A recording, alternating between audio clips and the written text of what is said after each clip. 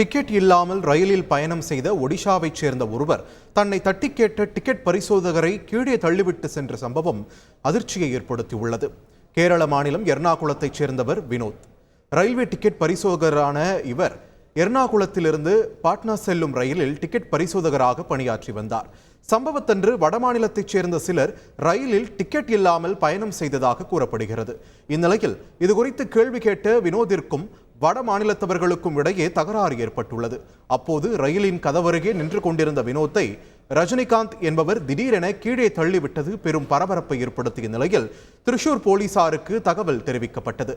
சம்பவ இடத்திற்கு விரைந்த அதிகாரிகள் வினோத்தை தண்டவாளத்தில் தேடிய போது திருச்சூரின் வேலப்பையா என்ற இடத்தில் அவர் சடலமாக கிடந்தது அதிர்ச்சியை ஏற்படுத்தியது.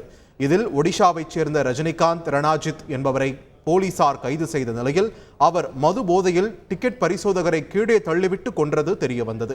மேலும் கொலை செய்யப்பட்ட வினோத் ஒரு நடிகர் என்பதும் கேரளாவின் புலிமுருகன், ஜோசப், ஆண்டனி உள்ளிட்ட படங்களில் சிறிய வேடங்களில் நடித்திருந்ததும் குறிப்பிடத்தக்கது.